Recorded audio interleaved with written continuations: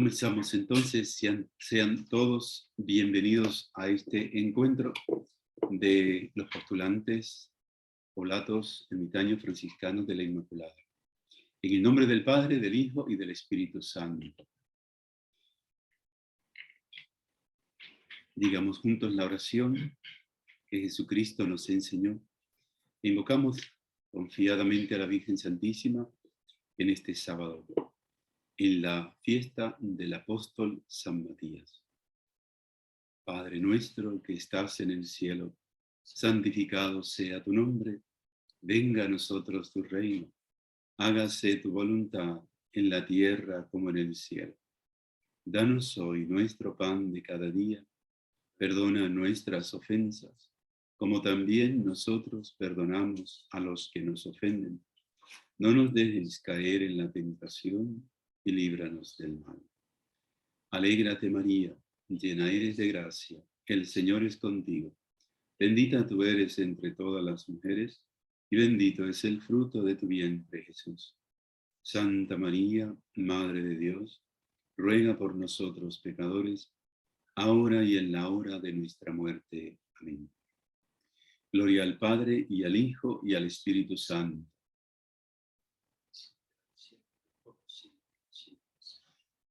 En el nombre del Padre, del Hijo y del Espíritu Santo.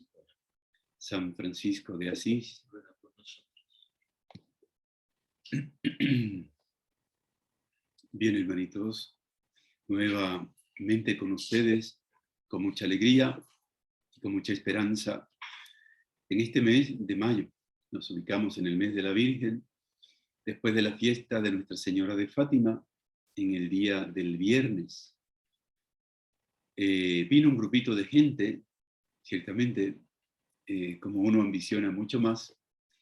Me pareció un grupo pequeño, yo esperaba mucha más gente para celebrar la fiesta del 13 de mayo, teniendo en cuenta la trascendencia de la aparición de la Virgen de Fátima, los mensajes, con los acontecimientos del siglo XIX, del siglo XX y del fin de los tiempos.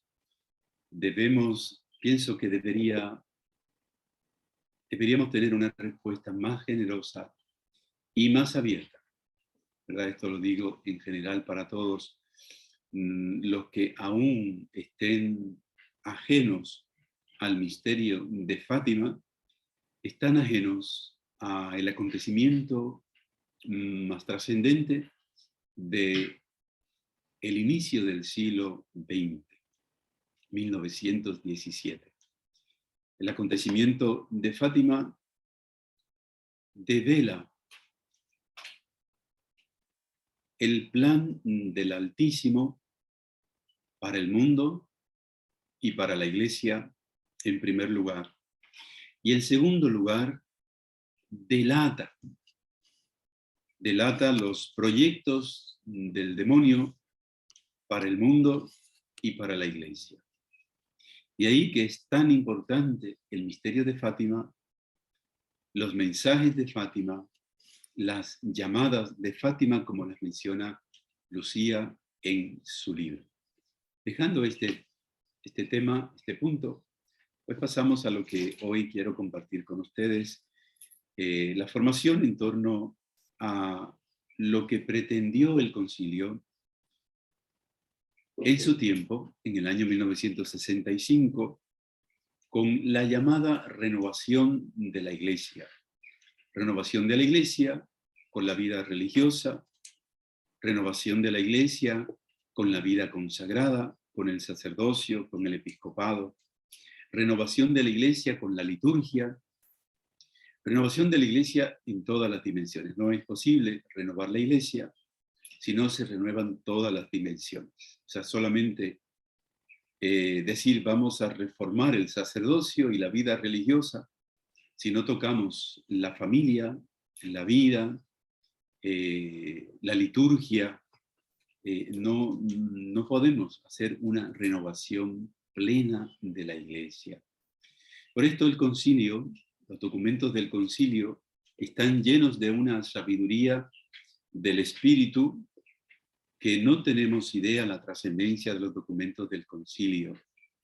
Otra cosa es la interpretación del concilio que ha sido devastadora. Si nosotros nos vamos a los documentos, lo que voy a intentar hacer en esta mañana, compartir con ustedes algo de los documentos, el documento Perfecte Caritate, que es sobre la adecuada renovación de la vida religiosa que pretendió y que todavía pretende, porque no se ha llevado felizmente a cabo la renovación de la vida religiosa. Ha habido lamentablemente una debacle en la vida religiosa, en la vida consagrada. Pero esto no nos desanima a seguir en el intento de lo que el Espíritu Santo manifestó a través del Concilio Vaticano II en los documentos, que es donde está plasmado lo que se quiere. ¿Por qué digo que en los documentos está plasmado lo que se quiere?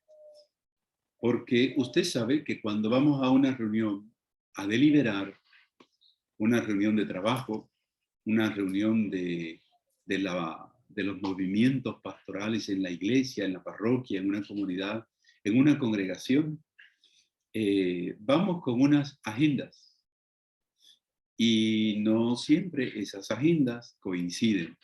La de el que preside, la comisión y los que participan. Aunque en el Concilio Vaticano II siempre en todos los concilios hay una agenda, que es lo que se pretende. La primera agenda es qué quiere el Espíritu Santo. Pero también hay agendas muy humanas. Entonces, una cosa es lo que al final de toda la reunión se decide, el Espíritu Santo va plasmando los documentos, y otra cosa es aquello que se fue comentando en las aulas del concilio, o lo que se comentó en aquella reunión en la escuela. Un ejemplo, en la escuela pública hubo una reunión de padres, o en la reunión del comité, de la comunidad, de los vecinos, se dijeron un montón de cosas. Unas de las que estaban todos a favor y otras en las que no todos estaban a favor. Esto pasó también en el concilio y esto pasa siempre en las reuniones de la iglesia, en las reuniones parroquiales, en las reuniones de grupos y de ministerios. Hay voces disonantes. Entonces, en el plano, en el acontecimiento conciliar, Vaticano II, lo que quedó plasmado en todos los documentos, decretos, en los decretos, en las constituciones, en todos los documentos del concilio, esto es lo que en consenso y en sinodalidad la Iglesia manifestó. El Espíritu Santo a través de la Iglesia. Entonces, por eso, al hacer claro qué es lo que el Espíritu Santo manifestó, que es el documento, no es lo que se decía en el aula, que aunque la mayoría entendió de que no era lo que quería el Espíritu Santo, pero eso siguió dando vueltas. Esas ideas, esos pensamientos, esas ideologías incluso, han seguido dando vueltas y han seguido dentro de la iglesia y dentro de las congregaciones y de las órdenes, han seguido dando vuelta en las conferencias episcopales, en los dicasterios de la curia romana, y es lo que ha provocado lo que se le ha llamado el falso espíritu del concilio. El falso espíritu del concilio es hacer totalmente lo contrario de lo que decidió el Concilio Vaticano II. Entonces, ahora miren ustedes, voy a ir leyendo parte de este documento, no lo puedo leer todo, pero empezamos en este cuarto encuentro y lo continuaremos, porque es interesantísimo y da pie a lo que el Señor quiere con cada uno de nosotros. El Señor quiere renovar la iglesia. El Señor quiere llevar a plenitud el grito del Espíritu Santo en el concilio. Renovar la iglesia. Decía el Papa Juan XXIII, que aperturó el concilio, decía, abramos las puertas de la iglesia para que entre un espíritu fresco, nuevo. Pero ese espíritu del que hablaba el Papa San Juan XXIII es el Espíritu Santo, es el único espíritu que puede renovar, que puede refrescar y vitalizar. Otro espíritu hará lo contrario. Y es el espíritu, tristemente, que ha estado batallando en contra del Espíritu Santo a lo largo de todos estos años y que ha hecho tanto daño a la Iglesia, al sacerdocio y a la vida religiosa y consagrada. El Sacrosanto Concilio ha enseñado ya en la Constitución que comienza Lumen Gentium, que la prosecución de la caridad perfecta por la práctica de los consejos evangélicos tiene su origen en la doctrina y en los ejemplos del Divino Maestro, y que ella se presenta como preclaro signo del reino de los cielos. Se propone ahora tratar de la disciplina de los institutos cuyos miembros profesan castidad, pobreza y obediencia, y proveer a las necesidades de los mismos en conformidad con las exigencias de nuestro tiempo. La base de fondo de la renovación es retomar los votos de la pobreza, obediencia y castidad. A raíz de estos eventos del concilio y de la mala interpretación de estos documentos, nada más lejos de este primer principio.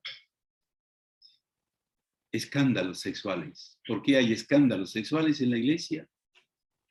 Porque no se ha valorado el voto de la castidad. Escándalos de abuso de poder, de dinero, malversación dentro de la Iglesia. ¿Por qué? Porque no se valoró el espíritu de la pobreza. Abuso de poder, de autoridad, en todos los ámbitos. Una cosa es lo que dice el Papa, otra cosa dicen los documentos, una cosa dice el obispo, otra cosa dicen los sacerdotes. Y pues no nos va a extrañar, otra cosa es lo que dicen los laicos. O sea, cuando nosotros nos desvinculamos de los votos, de estos consejos evangélicos, si están en el Evangelio, es porque ellos sustentan la vida cristiana, no solamente la vida religiosa, sino toda la vida cristiana. Y es lo primero que deja claro en el primer párrafo de la Perfecte Caritatis del Concilio Vaticano II. Este es un decreto. Dice, ya desde los orígenes de la Iglesia hubo hombres y mujeres que se esforzaron por seguir con más libertad a Cristo por la práctica de los consejos evangélicos, y cada uno según su modo peculiar. Su modo peculiar, no todos igualitos. En la Iglesia existen los carismas, y conforme a ese carisma, que es esa acción particular del Espíritu Santo en cada persona, se lleva a plenitud el llamado del Evangelio de nuestro Señor Jesucristo. Unos en la vida activa, otros en la vida misionera, otros en la vida contemplativa, otros en el matrimonio, otros en la vida laica como profesionales de la salud, profesionales de las leyes, etcétera, etcétera, etcétera, entre tantos. O sea, la diversidad de los carismas, de cómo nosotros nos santificamos dentro de la Iglesia, pues esta diversidad también la encontramos en la vida religiosa y en la vida sacerdotal. Si todos los religiosos fueran todos franciscanos, tal vez sería como muy monótono toda la cosa. Por eso hay franciscanos, hay benedictinos, hay carmelitas, hay de los hermanos de la pasión del Señor, o sea, los pasionistas, los hermanos pasionistas, entre tantos más. los mercedarios, montones. Y esto es solamente dominicos. Ramas varones, de mujeres hay otra infinidad de colores y de tamaños y de sabores para escoger. Esos son los diferentes carismas de la iglesia. No solamente hay siervas de María para los enfermos, hay hijas de la caridad para los pobres, para los desamparados, hay misioneras de la caridad para los pobres más pobres, aquellos que carecen de quien les ame, que son la Fundación de la Madre Teresa de Calcuta. Están los ermitaños franciscanos de la Inmaculada, que quieren llevar una vida silente, de oración, de penitencia y de vida fraterna. Hay oblatos que quieren vincularse a esta espiritualidad, laicos que quieren vincularse a esta espiritualidad. Estos son los llamados carismas dentro de la iglesia. Seguimos entonces. Ya desde los orígenes de la iglesia hubo hombres y mujeres, había leído eso ya,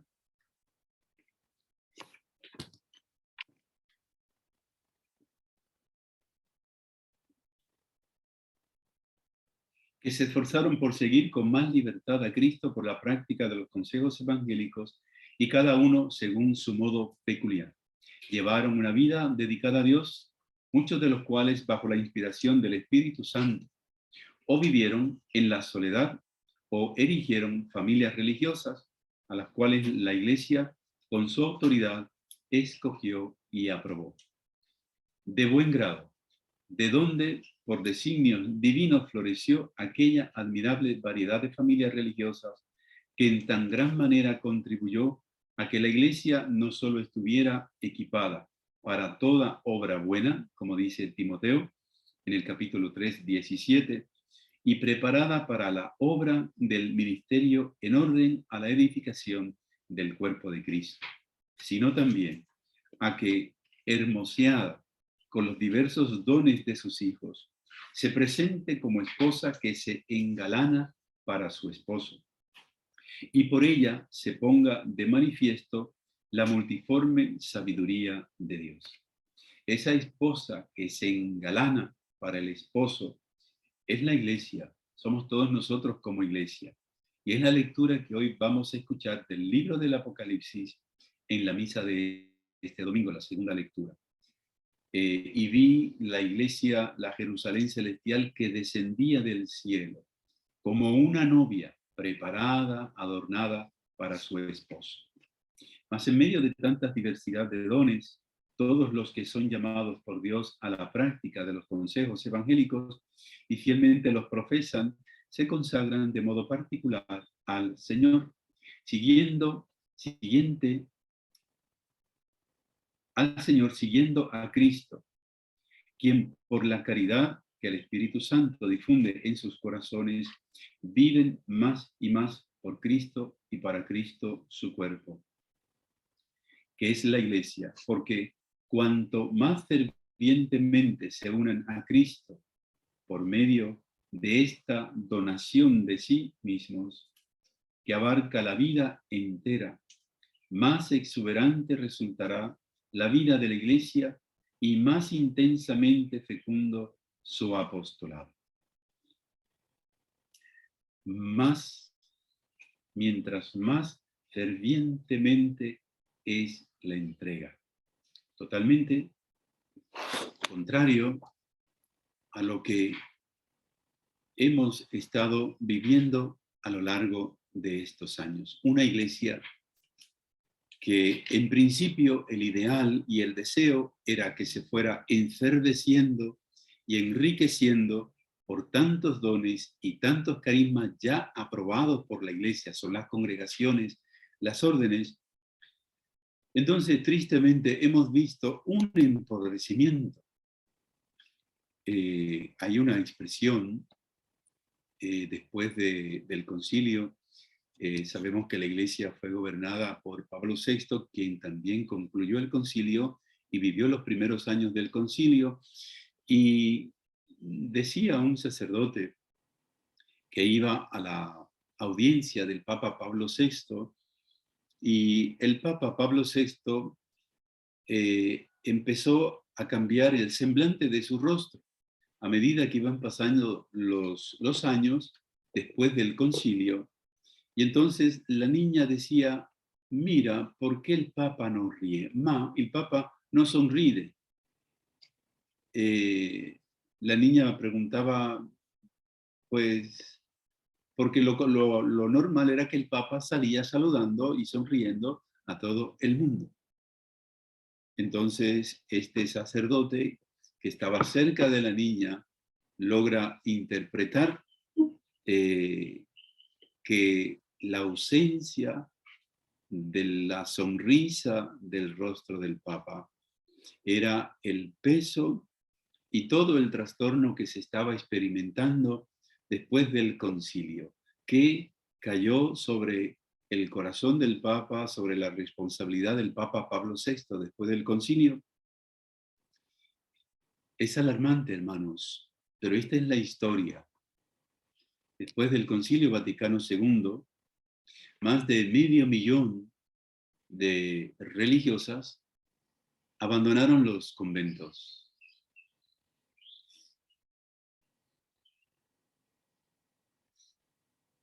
Más de 500.000 de religiosas dejaron los conventos y unos 100.000 sacerdotes dejaron el ministerio. Esto es bien fuerte. Entonces el Papa veía todo este terremoto, toda esta sacudida, que no era lo que se quería del concilio. Y entonces esto hizo que el Papa pues perdiera la sonrisa, porque era una carga gravísima sobre sus hombros y una gran responsabilidad.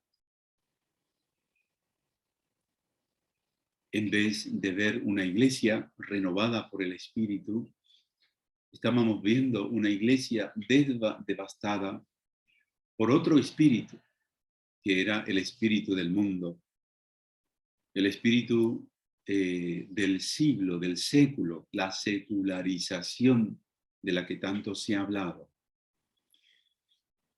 Esto un poco para ponerlos en ese contexto histórico después del concilio.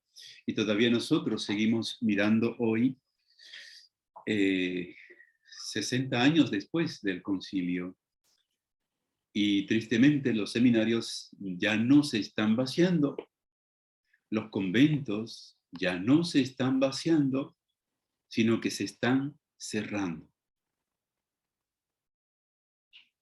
¿Me doy a entender? Si todavía se estuvieran vaciando, bueno,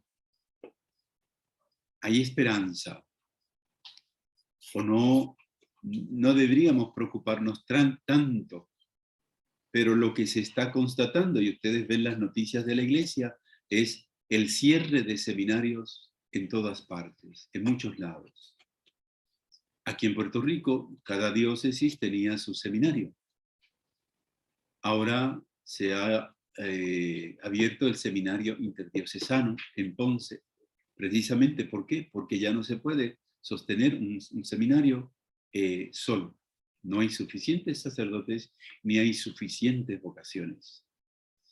Y usted va a otros países y pasa lo mismo. Un seminario nacional o 2 seminarios nacionales, regionales, va a las órdenes religiosas, a las comunidades religiosas. Aquí mismo la vida franciscana, no tenemos que ir tan lejos. Aquí nosotros, los frailes franciscanos, y por lo menos los capuchinos, tenían desde el norte, San Juan, Arecibo, Ponce, Utuado, o sea, cruzábamos del norte, el centro de la isla y el sur, estaban llenos de parroquias regentadas por los frailes capuchinos. Era un ejército de frailes que había en la isla. Y lo mismo ha pasado con los mercedarios. Tenían iglesias desde el norte, en el centro de la isla, hasta el sur, en Ponce, en Juana Díaz. Y ya no hay mercedarios. Ya no hay capuchinos en toda la isla, que podamos cubrir toda la isla. Y así pasa con todas las órdenes. ¿Qué ha pasado? Pues no es que los conventos se fueron vaciando, sino que los conventos ha habido que cerrarlos. Y esto es muy triste, esto es muy doloroso, y esto nos deja ver cuán profunda es la crisis y el llamado que nosotros estamos recibiendo de, de dar una respuesta de renovación a la Iglesia y a la vida religiosa. Nosotros desde el eremitorio, ustedes como oblatos desde el mundo, el hermano diácono desde su ministerio diaconal, a través del vínculo como oblato franciscano de la Inmaculada. Queremos revitalizar la Iglesia. No nos olvidemos que junto a esta constatación de Pablo VI, se une la profecía en el 68 de Ratzinger, el cardenal Ratzinger, el Papa Benedicto XVI. En aquel entonces, ¿se acuerdan? El Papa Francisco lo ha ido comentando en su visita a Malta últimamente, a la última visita que hizo apostólica. El Papa Francisco comentó la profecía de Benedicto XVI del empobrecimiento de la Iglesia. Y el Papa le hizo una pregunta a los, para no equivocarme, sé que tuvo un encuentro con una congregación, un encuentro por el capítulo general de una congregación, y les preguntó a aquella congregación, que era la representación en el mundo, ¿no? De todos los que representaban aquella congregación, que estaban reunidos en Roma, y el Papa les preguntó: ¿ya ustedes han preparado a los laicos para poder caminar sin sacerdotes? El Papa sabe que viene esta ya no es crisis, ¿no? Que viene este caos, donde si ahora se nos imposibilita encontrar un sacerdote para confesar, para que celebre la misa, para que celebre un entierro, un difunto, no tenemos todavía idea de cómo esto va a ser dentro de 5 años más. En 5 años más, esta crisis va a tocar un fondo bien oscuro, donde ustedes van a tener que caminar, y nosotros, o sea, yo también como sacerdote, tendré que caminar distancias para encontrar otro sacerdote que me pueda confesar. Y ustedes, sacerdotes, que los puedan atender. De aquí la urgencia del llamado que nos hace el Señor a través de este carisma de los oblatos franciscanos de la Inmaculada. Este llamado es para todos. Le hablo de nosotros porque estamos en una preparación, en una formación, y estamos conscientes de que estamos respondiendo a un llamado concreto. Pero ese llamado es para los dominicos, para los franciscanos, para los jesuitas, para todas las órdenes, para todos los religiosos, para todas las familias.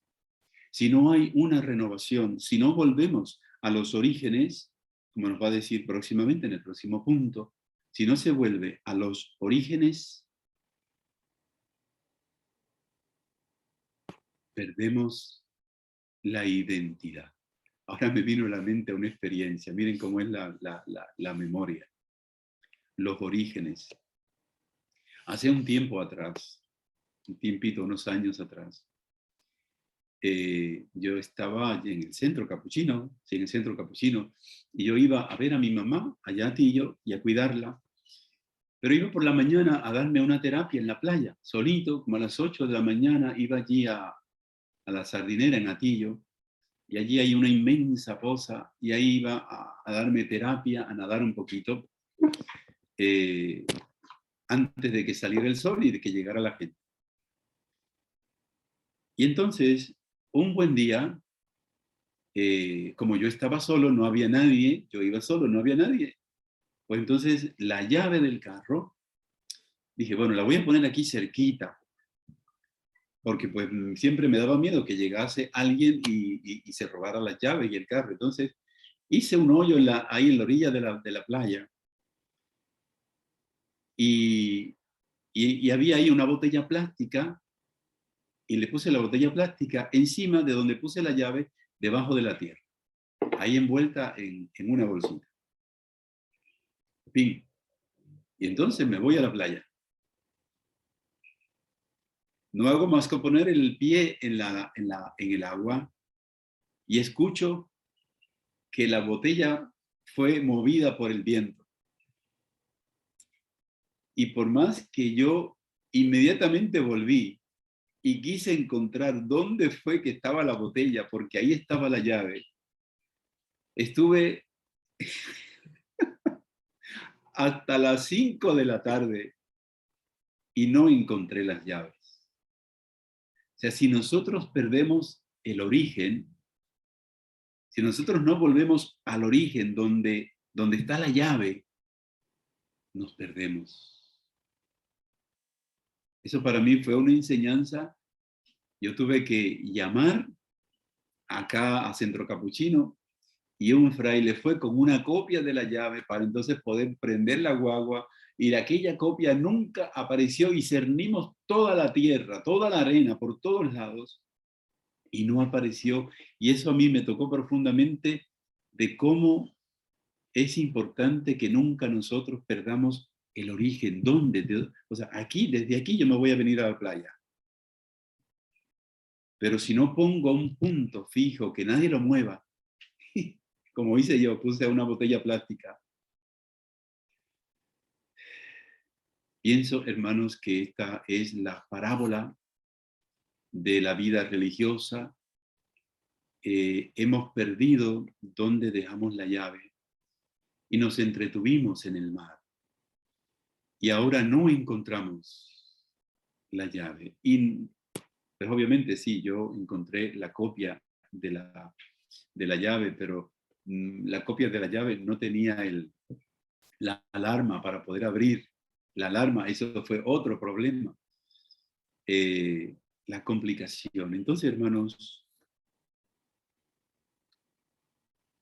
con este punto de ahora quiero terminar y quiero dejar con ustedes a Fray Albert de la Cruz, de Luz.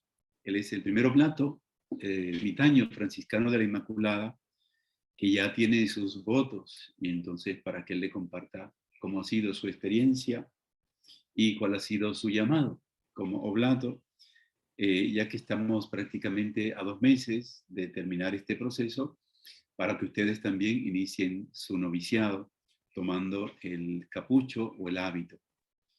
Voy a seguir a comentarle el segundo punto de este decreto de la Perfecta Caritatis sobre la adecuada renovación de la vida religiosa. Bueno, obviamente, ¿y qué pasó después? Pues bueno, ya aprendí de que cuando volví otra vez a la playa, tenía que llevar algo pesado, que el viento no lo moviese. Fíjense, el viento. No fue el viento del Espíritu Santo, como estamos hablando, aquel viento nuevo que quería el Papa que entrara a la iglesia. Hay otros vientos que nos pueden mover los cimientos, los orígenes.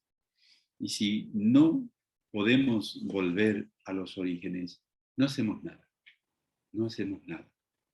Imagínense ustedes, 12 horas buscando la llave y no la encontramos. La adecuada adaptación y renovación de la vida religiosa comprende a la vez el continuo retorno a las fuentes de la vida cristiana. Continuo retorno a las fuentes de la vida cristiana. Concilio Vaticano II. ¿Y cuál es el espíritu del concilio? Retirarse de las fuentes de la vida cristiana. Tristemente, si nos retiramos de la liturgia, nos retiramos de nuestros fundadores, nos retiramos o sea, de la Eucaristía, nos retiramos del rosario, nos retiramos de la adoración eucarística, nos retiramos de esas fuentes, necesariamente, ¿qué va a pasar o qué ha pasado con la vida cristiana? Se ha diluido. Vivimos un cristianismo diluido, un catolicismo diluido, y con esta experiencia de la iglesia alemana, lo que estamos viendo es una iglesia que se quiere protestantizar. Y para protestantizarnos, eso es lo mismo que desaparecer. ¿Qué pasó con Lutero? ¿Qué pasó con Calvino? ¿Qué pasó con todos los protestantes? Se han diluido en el mundo. No hay fuerza protestante. Lo que domina ahora, tanto para el protestantismo como para el catolicismo, es la fuerza del secularismo, que va desapareciendo. Ya a los protestantes están casi desaparecidos. Y el catolicismo estamos en el peligro de la extinción. Sabemos que hay una promesa, que la iglesia de Cristo no será nunca destruida por las fuerzas del demonio, pero el demonio va a golpear fuerte las puertas de la iglesia, y esto es lo que nosotros estamos experimentando en este momento, en este tiempo. Y a la inspiración, vuelvo otra vez, comprende esta renovación adecuada, comprende el continuo retorno a las fuentes de toda la vida cristiana y a la inspiración originaria de los institutos y la acomodación de los mismos a las cambiadas condiciones de los tiempos. Esta renovación habrá de promoverse bajo el impulso del Espíritu Santo y la guía de la iglesia, no separados de la iglesia, sino guiados por la iglesia, como lo pretende hacer Alemania, sin la iglesia, teniendo en cuenta los principios siguientes. Principios siguientes. Como quiera que la última norma de la vida religiosa es el seguimiento de Cristo, tal como lo propone el Evangelio, todos los institutos han de tenerlos como regla suprema. Esto suena muy franciscano. Podría ser que lo escribió un franciscano, no lo sabemos, pero esta es la realidad, que la fuente de la vida consagrada es el Evangelio. La fuente de la vida cristiana es el Evangelio. Si nosotros le quitamos la trascendencia del Evangelio, la sobrenaturalidad del Evangelio a la lectura sagrada de este texto, no hay nada. Apaga y vámonos. No hay nada. El Evangelio es el fundamento. B. Redunda en el bien mismo de la Iglesia que todos los institutos tengan su carácter y su fin propio. Por tanto, han de conocerse y conservarse con fidelidad el espíritu el espíritu y los propósitos de los fundadores. Lo mismo que las sanas tradiciones, pues todo ello constituye el patrimonio de cada uno de los institutos. ¿A qué les suena a ustedes tradiciones? Tradiciones justos. El concilio nos dice mantener la tradición. Y nosotros hemos venido escuchando que hay que alejarse de la tradición, que hay que dejar esas formas antiguas o pasadas ya de modas o de costumbres. Esto no es lo que dice el concilio. Se lo estoy leyendo. Se lo voy a enviar luego, así que no tengan pena.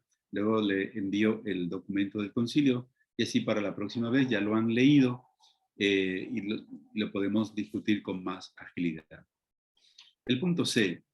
Todos los institutos participan de la vida de la Iglesia y teniendo en cuenta el carácter propio de cada uno, hagan suyas y fomenten las empresas e iniciativas de la misma en materia bíblica, litúrgica, dogmática, pastoral, ecuménica, misional, social. cuáles son las iniciativas de las órdenes, cuáles deberían ser las iniciativas de las órdenes y de las comunidades, en primer lugar, bíblicas. Bíblicas, no relacionadas con la salud, no relacionadas con los problemas políticos de los países. No es la prioridad de una comunidad, de una congregación, la ideología de género, promover la ideología de género. No es una prioridad de una comunidad tomar como bandera de su instituto y de su vida la ecología. Hay movimientos ecologistas por todos lados y lamentablemente muchos ecologistas no tienen nada que ver con la iglesia ni con el cristianismo. Entonces nosotros, en lugar de identificarnos con la Biblia, con la liturgia, con la dogmática, con la pastoral, hemos tomado, o los institutos han tomado otras agendas. Imagínense ustedes, ¿qué hacen comunidades religiosas en África construyendo pozos de agua? ¿A quién le corresponde hacer eso? Al gobierno, a las agencias de gobierno, políticas. Cantidad de comunidades que su labor prácticamente es llevar comida, llevar ropa y llevar medicina. Esa es su labor. Nada más. Ni una cruz, ni un rosario, ni una estampa. Y esto es lo que el Papa ha señalado tantas veces hoy día, el Papa Francisco. La Iglesia no es una ONG. Las congregaciones no son una ONG. Lo que necesita de nosotros África, Centroamérica, los países más pobres, es el Evangelio, es la palabra, es la pastoral. Las estructuras materiales y de desarrollo humano no le corresponde a la vida religiosa, le corresponde al gobierno, a los políticos. Cuarto, promuevan los institutos entre sus miembros un conocimiento adecuado de las condiciones de los hombres de los tiempos y de las necesidades de la Iglesia. De los hombres y de la Iglesia. De suerte que juzgando prudentemente a la luz de la fe, a la luz de la fe, no de la política, las circunstancias del mundo de hoy y abrazados de celo apostólico, no de cavar pozos, no de hacer cisternas, no de llevar alumbrados, no, eso no nos toca a nosotros. Puedan prestar a los hombres una ayuda más eficaz. Quinto, ordénense ante todo en la vida religiosa que sus miembros sigan a Cristo y se unan a Dios por la profesión de los consejos evangélicos. Habrá que tener muy en cuenta que aún las mejores adaptaciones a las necesidades de nuestros tiempos no surtirán efecto alguno si no estuvieran animadas por una renovación espiritual, a la que incluso al promover las obras externas, se ha de dar siempre el primer lugar a la renovación espiritual. Bien, estos primeros criterios de renovación. Ya para la próxima hablaremos de los criterios prácticos para la renovación de la vida consagrada en la Iglesia. Esto, como yo les decía al principio, nos toca a todos nosotros porque la vida religiosa es la opción de aquellos cristianos, porque todos estamos llamados a la perfección, y la perfección está particularmente en la consecución del amor, en la plenitud del amor, y la plenitud del amor es la vivencia de los consejos evangélicos, la pobreza, la obediencia y la castidad. Así que ustedes como laicos, nosotros como religiosos estamos llamados a la perfección. Y por esto ustedes se han sentido inquietados en esta vocación. Dejo con ustedes, bueno, es una hora.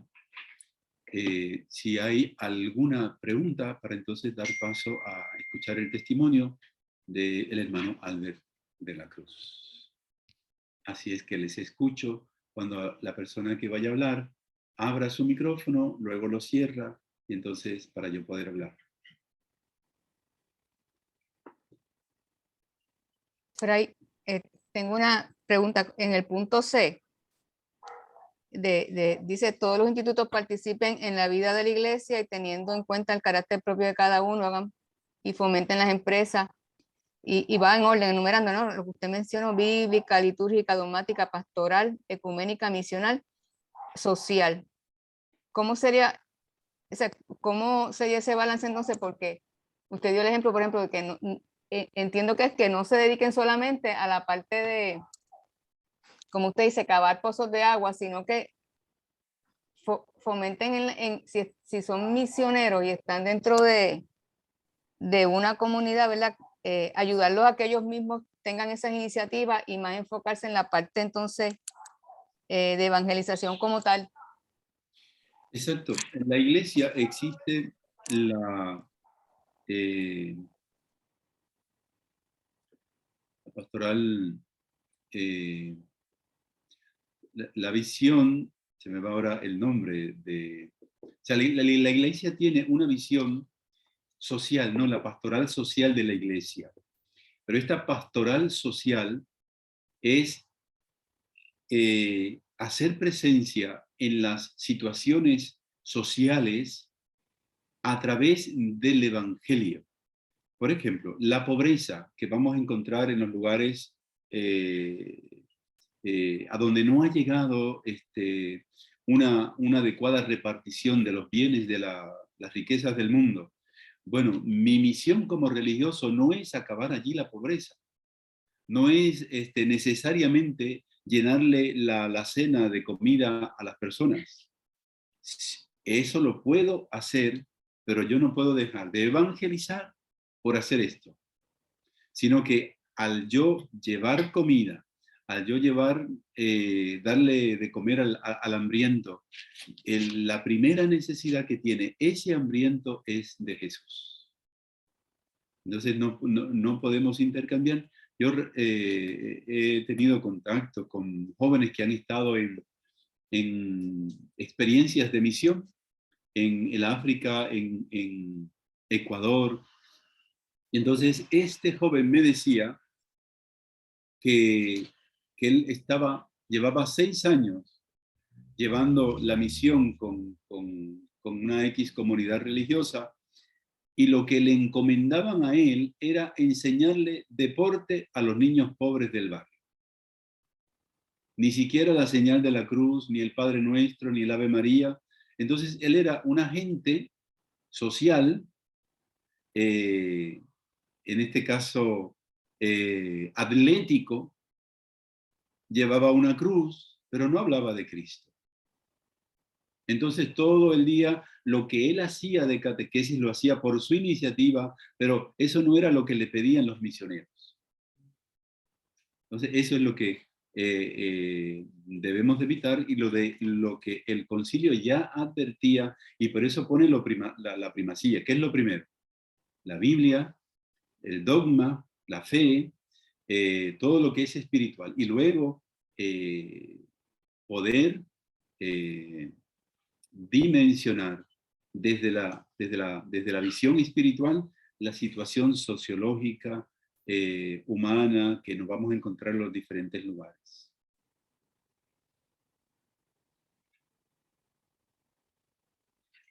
¿Alguna otra pregunta o comentario?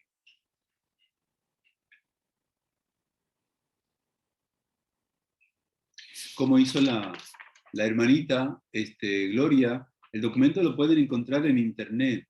Ponen Perfecte Caritatis y va a aparecer el documento, está en la página del Vaticano y lo pueden acceder. Y Padre Fray, para los que usan Kindle, si buscan documentos, está gratis, se puede bajar gratis y tenerlo en Kindle. Todo el Vaticano II. Sí. ¿Sí? Ahí tienen esa otra orejita. Gracias, Gloria. Pregunta, comentario. Cuando usted dijo lo de volver a los orígenes, recordé también una frase que nosotros en otros grupos nos decía mucho, que era volver al primer amor. Ajá. O sea, que es equivalente pienso yo que es equivalente, ambas frases. Exactamente, el primer amor como me fue revelado en el nido donde me fue revelado. Porque yo puedo decir, volver al amor, volver a enamorarme, pero sin necesidad de identificarte con el nido, las circunstancias, el entorno, la identidad, ¿verdad? La identidad de aquel origen, que el mío franciscano, pues tiene un origen particular. Ese primer amor tiene una particularidad. El origen del dominico tiene una particularidad también. El origen de los jesuitas tiene también su particularidad. No podemos pedirle al jesuita que tiene que vivir tan pobre y en chancla como el franciscano. ¿No? Eso es para los franciscanos. Al jesuita, ¿qué le debemos pedir? Que tiene que prepararse, que tiene que formarse bien en la Sagrada Escritura, en dogmática, y que tiene que defender al Papa y a la Iglesia. Para eso lo fundó San Ignacio de Loyola. A eso es a lo que deben regresar en el caso de los jesuitas, ¿verdad? Y cada orden, pues, ese es volver a los orígenes. ¿Qué quería Francisco de Asís? ¿Qué quería Ignacio? ¿Qué quería Santo Domingo para la Iglesia? Las órdenes en ese entonces eran las grandes defensoras del Papa y de la doctrina. Hoy día algunas congregaciones amenazan a la Iglesia con la falsa doctrina. Todo se ha tergiversado. Y por eso escuchamos teólogos de un lado y de otro lado que pertenecen a órdenes que eran órdenes que defendían la verdad, y vemos estos sacerdotes y estos predicadores, teólogos, que ahora niegan esas verdades que ellos prometieron defender. Padre, permiso, hay una pregunta en el chat de parte de Luis Velázquez. ¿Cómo podemos reconciliar la persecución y prohibición de la misa tridentina en este concepto? Tenemos que interpretarla como un momento profético. Vuelvo a decirles, estamos leyendo el Espíritu en los documentos del concilio.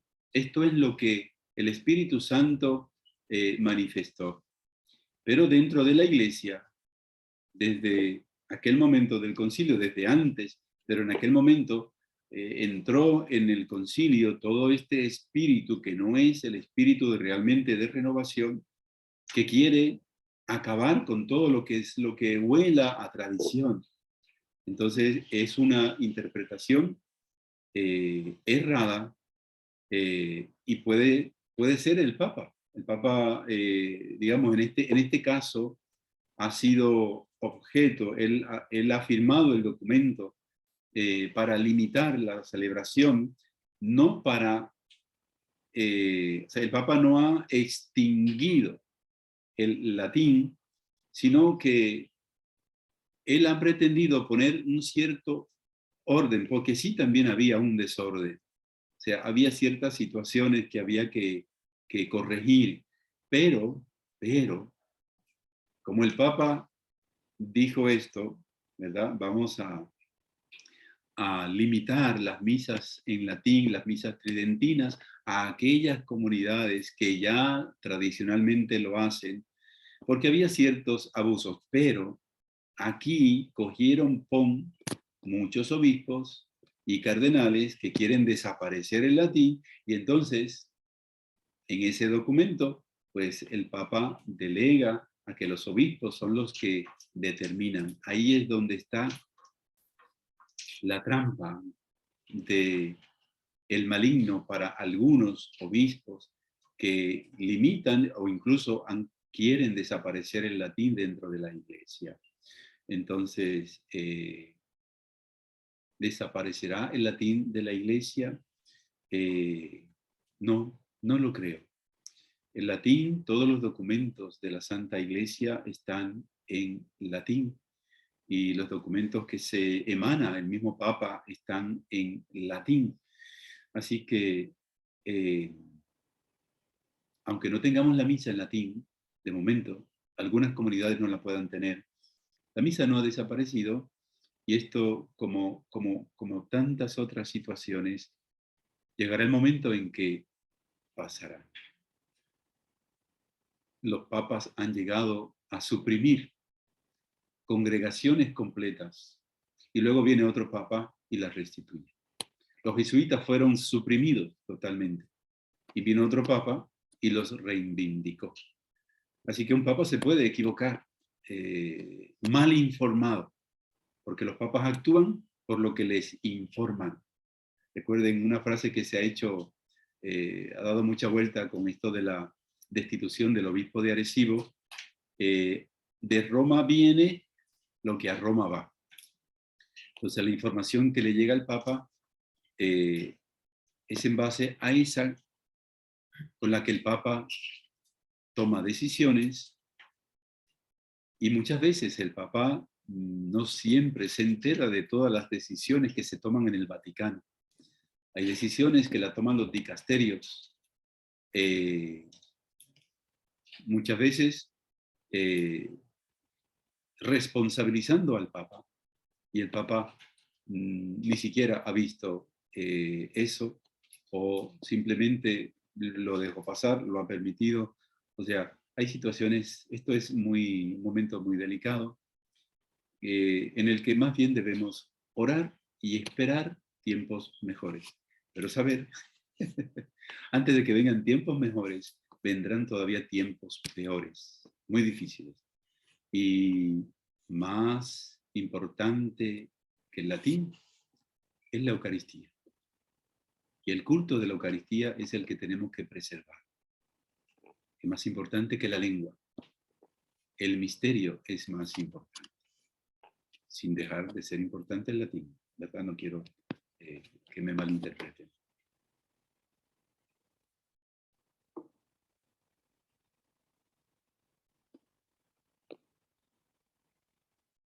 Pueden hacer el comentario en el chat o pueden hacer la pregunta directamente.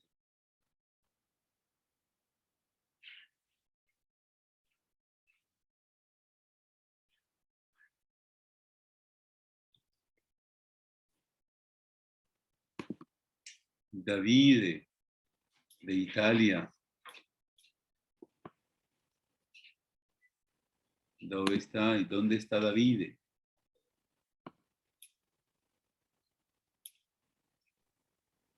Fray, Sí. buen día. Gracias por la presentación, ha estado excelente y de verdad que edifica el alma, el corazón y el conocimiento sobre la iglesia. Fray, una pregunta. ¿Tiene usted considerado que bajo las actividades de los oblatos terciarios, esa parte social sea complemento para la actividad de los oblatos terciarios? Me explico, por ejemplo, visitar enfermos, algún tipo de obra como Cáritas, hacer llevar la Eucaristía, algo. ¿Hay algo, otro componente social que los oblatos terciarios pudieran asumir según su conocimiento, sus Sí, expectativas? sí, de hecho, cuando precisamente habla de los carismas, los diferentes carismas dentro del pueblo santo de Dios, lo que nosotros como religiosos no podemos realizar con mayor tiempo, los laicos están llamados a hacerlo. Por ejemplo, los papas siempre han hecho el llamado de que los laicos se se inserten en la política del mundo, en los sistemas políticos para irlos transformando y empaparlos del Evangelio. Eso no nos toca a nosotros, pero los laicos lo pueden hacer como profesionales. De igual manera, la dimensión apostólica y la misión de la vida franciscana, que es parte de nuestro carisma, nosotros desde la oración, pero ustedes como laicos sí pueden, están en medio del mundo, más cerca de estas necesidades para suplirlas, para remediarlas, para estar más de cerca de ellos. Y de esta manera ustedes hacen presente a la iglesia y al clero cuando no puede llegar, los laicos. Seguro que sí. De esto hablará el hermano Albert en un ratito, a propósito.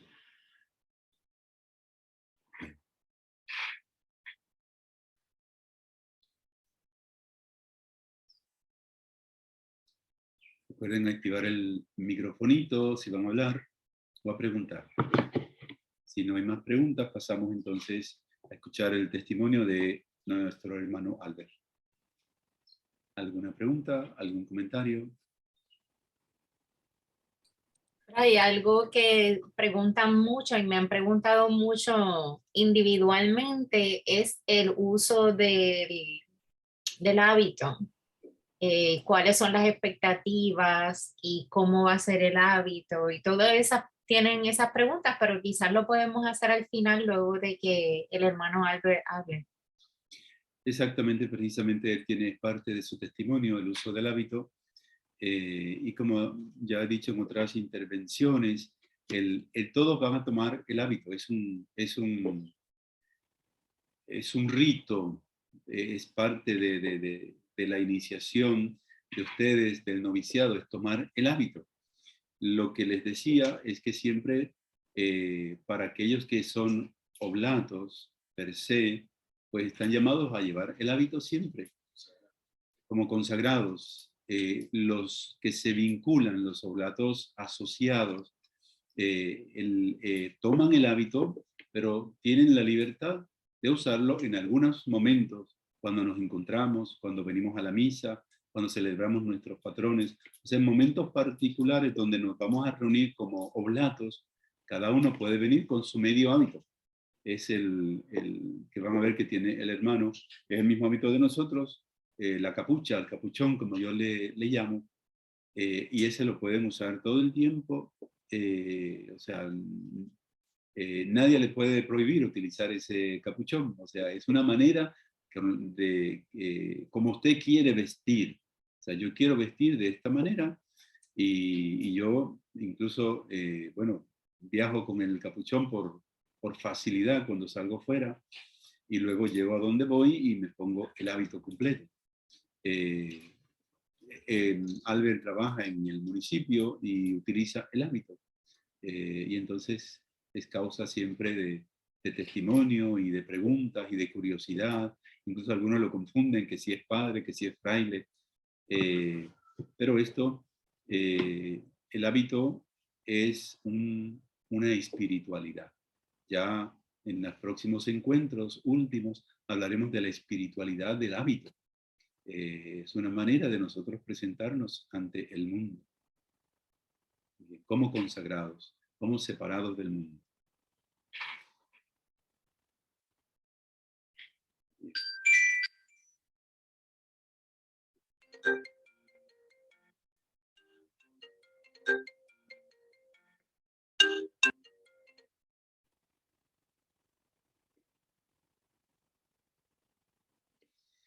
Bien, entonces voy a dejar con ustedes al hermano Albert, tal vez él podrá después también contestar algunas preguntas al respecto del hábito, en base a su testimonio como oblato ermitaño.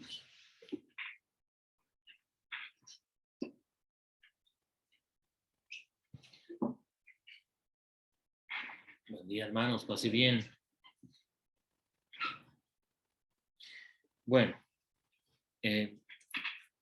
vamos a comenzar hablando un poquito del hábito, porque ven que no tengo el escapulario, pero es que ha estado lloviendo aquí en el ermitorio y está muy húmedo, hace mucho calor. Como estamos moviendo de un lado a otro, pues para estar más cómodo, estoy solamente con la parte superior del hábito, no tengo el escapulario, pero una vez hacemos profesión, pues vamos a recibir también un escapulario. Ok, yo quiero hablar un poquito de cómo ha sido mi proceso, cómo ha sido mi llamado.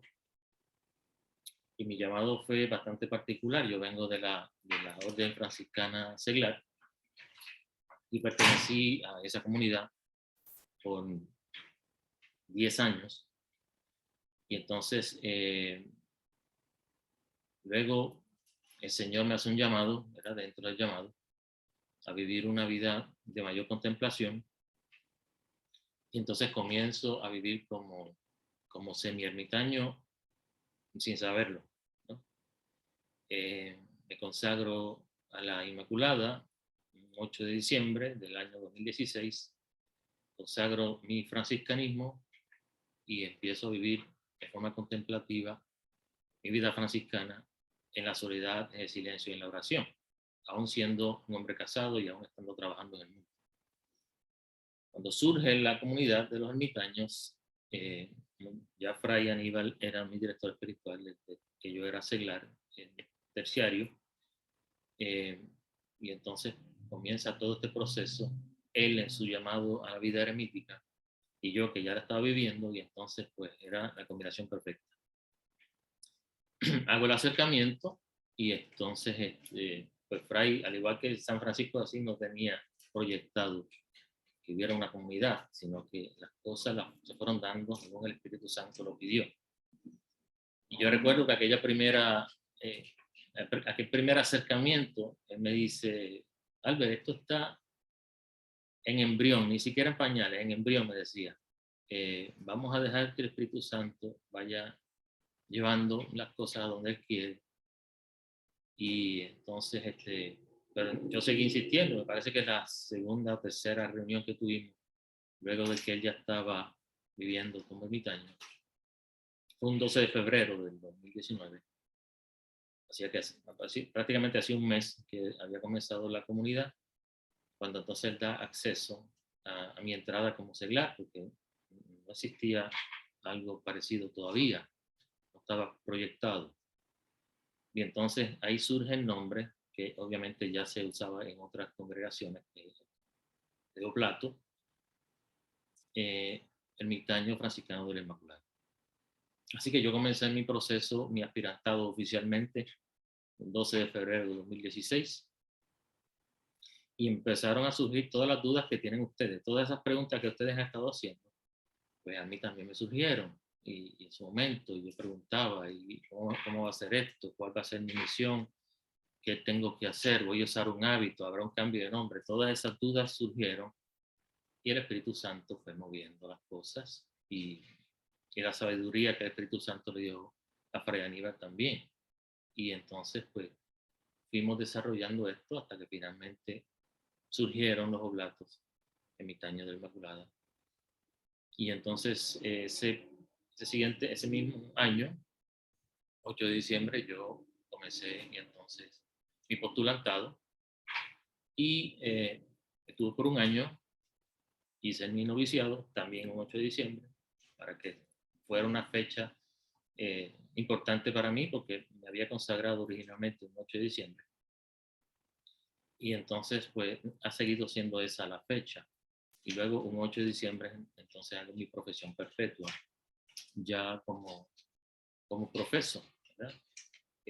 Usando el hábito completo con el escapulario y con el nombre de Fray. Eso ha traído también ciertas dudas en mucha gente. A mí también me causó dudas en el inicio, porque la gente me llamaba Fray, y yo al principio tenía que detenerlo. No, yo soy oblato, yo soy un seglar, porque yo mismo tenía dudas si se podía o no.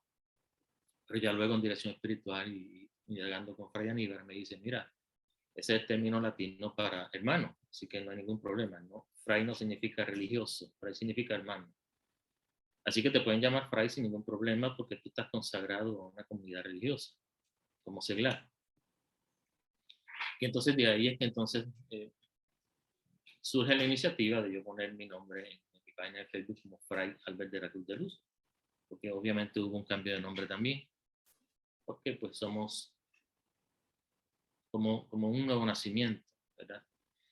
Y entonces, manteniendo la línea de que nos hablaba Fray Aníbal sobre la misión del laico en el mundo, tomando este documento del concilio como base, pues nosotros tenemos que hacer presencia de iglesia allí donde estemos. Y a mí en lo particular ha sido pues, muy gratificante, en el área donde yo trabajo, no he tenido ninguna dificultad para hacer presencia de iglesia. No me han impedido mis tiempos de oración, ni la vestimenta, ¿verdad? El uso de sandalias. El uso de sandalias hubo una pequeña aclaración simplemente, ¿verdad? Tenía que ser una sandalia que fuera cerrada al frente. Pero por lo demás no hubo ningún problema. Yo uso el cordón, yo uso el hábito con el escapulario y mi rosario franciscano y sin ningún problema. Y entonces, pues sí, es bien gratificante que las personas se acerquen a uno, a veces con mucha confusión, pues llamándome padre. De hecho, tan reciente como hace hora y media atrás, recibí una comunicación de una persona que pues, quiso entablar una comunicación conmigo. Le dije, mira, estoy de retiro, hablamos luego. Gracias, padre. Gracias. Yo tuve que aclararle que no soy sacerdote. Esa confusión puede surgir, especialmente con los varones. Aunque las damas también podrían tener la dificultad que las confundan con religiosas. Y es bueno siempre aclarar que somos laicos porque la identidad de laico no se minusvalía con el uso de un hábito, sino que se resalta. El futuro de la iglesia, dijo San Juan Pablo II, está en manos de los laicos. Y como decía Fray Aníbal, nosotros, a pesar de que pertenecemos a una comunidad contemplativa, de silencio y de oración, pues no tenemos los límites que tienen los frailes aquí en el eremitorio, ¿verdad? Ellos salen muy poco, si no recuerdo mal, una vez al mes. Están todo el tiempo aquí. Y entonces sí, somos porque me considero, ¿verdad?, parte de la comunidad, la espina dorsal de la iglesia en el sentido de que soportamos el peso de todo lo que está pasando con la oración. Pero ellos específicamente no pueden salir. Y entonces somos nosotros los que, llevando esta espiritualidad al mundo, podemos hacer presencia de iglesia y presencia de esta comunidad, allí donde estemos. Quizás no tan de lleno, como estaba hablando uno de los hermanos ahorita, en expresiones, en actuaciones o en obras específicamente misioneras, pero sí más bien desde el punto de vista de la evangelización y desde la realidad de la vida de fe y la vida contemplativa. En mi caso, pues yo era catequista antes y sigo siendo catequista, así que pues se me hace más sencillo hablar de estas cosas con las personas que tienen dudas. Y creo que hay uno de los hermanos aquí que es diácono, pues también tiene esa facilidad. Y los demás, pues estamos llamados como todos cristianos a conocer nuestra fe, a estudiar nuestra fe, la doctrina social de la iglesia, que es la que aplica a esta cuestión de la misión. Y la misión no se limita a cosas que hacer, ¿verdad? Obras específicas, sociales, sino también a la evangelización y muy principalmente en el caso de nuestro carisma, a la oración. Así que es lo que me ha llevado a mí a vivir lo que vivo. Y el Señor me fue llamando de forma paulatina y continúa llamando. Y el Espíritu Santo lo hace a la luz de lo que estamos viviendo. Porque precisamente hablábamos al inicio de la charla de la merma en las vocaciones, cierre lamentable de seminarios y de comunidades religiosas por falta de vocación. Y entonces yo estoy notando, yo en lo principal, por mi experiencia, pero también hay muchas personas que se han acercado y otras personas de otras comunidades de fe, no necesariamente en el carisma franciscano, que Dios está suscitando esta inquietud en los laicos. Y entonces, porque somos más, obviamente, tenemos una mayor amplitud de movimiento que los hermanos consagrados o los sacerdotes o los religiosos, sino que nosotros podemos vivir precisamente por ser oblatos esa vida religiosa siendo laicos y presentar esa vida religiosa saliendo del convento, saliendo del ermitorio, saliendo del seminario e insertándonos en el mundo y hacer presencia allí donde estemos de estas espiritualidades y específicamente de la vida de los ermitaños franciscanos del Inmaculado. En mi caso muy particular, pues ha sido por medio más del testimonio que de otra cosa, precisamente por el hábito. Y fue una cosa paulatina, ¿no? Yo cuando comienzo ese aspirantado, aquel 12 de febrero, pues Fray me hablaba de los signos visibles. En aquel momento, pues yo utilizaba un rosario en la cintura, lo ponía en la correa del pantalón y utilizaba la TAU y entonces, pues, con autorización del municipio donde yo trabajo, pues el uso de las sandalias y ya eso de entrada era un signo. Porque las personas, como me veían constantemente, siempre con sandalias y siempre con el rosario y siempre con una cruz, fuera un rosario, fuera el atado solamente, pues se creaba esa expectativa y las personas comenzaron a preguntar pues, qué estará pasando con este hermano, qué estará pasando con este muchacho, porque yo era un poquito rebelde, siempre he sido cristiano, católico, pero usaba el cabello bien largo, usaba una trenza, y entonces la gente empezó a verme con rosario, con sandalia, con un atado, y no veían lo que ya yo era, ya yo era franciscano seglar desde antes. Y eso comenzó a crear esta inquietud de las personas y poco a poco se fueron acercando. Pero ya una vez entro de lleno a la comunidad, recibo el hábito como novicio, pues aquella curiosidad fue muchísimo mayor. Y pues venían miles de preguntas y posiblemente a ustedes les va a pasar. Qué sé yo, ¿cómo es posible que tú seas fraile si eres casado y tienes hijos? Cosas como esas. O me llamaban padre, o que si yo, bueno, una vez yo tuve yo digo que es el privilegio, ¿verdad? Porque se nota la sed y el hambre de la gente, del pueblo, de la fe, que una persona con una necesidad imperiosa se me acercó cuando vio el hábito con necesidad de confesión. Y me dijo, padre, necesito que me confiese. Pues obviamente yo no puedo escuchar confesiones. Así que pues le aclaré, mira, yo no soy sacerdote, no puedo, yo podré conseguirte una cita con el sacerdote de la parroquia, pero no puedo escuchar tu confesión. La persona me dijo, mire, escúcheme, aunque usted no sea sacerdote. Y yo le dije, no le puedo absolver, aunque le escuche, porque no soy sacerdote. Lo que necesito es que me escuche y me dé un consejo. Pues esa experiencia fue muy gratificante para mí porque, no porque yo estuviera tratando de hacer las veces de un sacerdote, jamás en la vida, Dios me libre de algo así, sino porque vi la necesidad de esta persona ante el signo, ante la presencia de iglesia que yo estaba haciendo allí, y la necesidad que ella tenía era de al menos ser escuchada y recibir algún consejo, porque obviamente absolución no tendría de mí.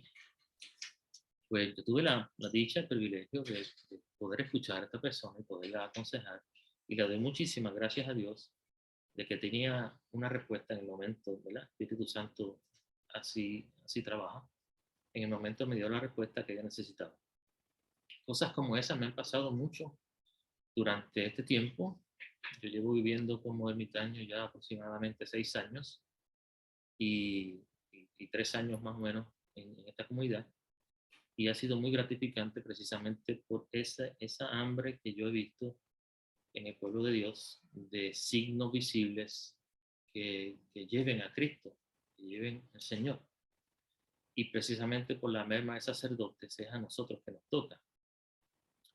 No podremos administrar sacramentos, obviamente no se puede, pero sí podremos acercarnos a estas personas y tocar sus corazones con la gracia del Espíritu Santo. Y recibimos por medio de estos signos visibles que son sacramentales y hacen presencia de iglesia allí donde estemos. No por nosotros, que somos, ¿verdad?, pecadores, sino por la gracia, como les dije, por medio de la bendición del sacramental, podemos llevar a otros y ayudarles a otros en este sentido. Así que yo les invito a que ¿verdad? Ya estamos en este proceso de postulantado, estamos a 2 meses de culminar la formación, pero que sigamos indagando y sigamos pidiendo la asistencia del Espíritu Santo para responder con fe a este llamado tan hermoso que es la vida de Oblato, ¿verdad? Y hacer, imitar los gestos visibles de los frailes saliendo del eremitorio, pudiendo, es como una extensión, es como si lleváramos el eremitorio allí donde estemos, ¿verdad? Y vivir esta vida de oración, de contemplación, de meditación y de soledad, pero una soledad compartida con el pueblo, con aquel que necesita, porque lo van a ver, tan pronto comiencen a usar su hábito, van a ver esa necesidad, la van a palpar. Quizás el hermano diácono ya ha tenido esa experiencia, pero quizás los demás todavía no.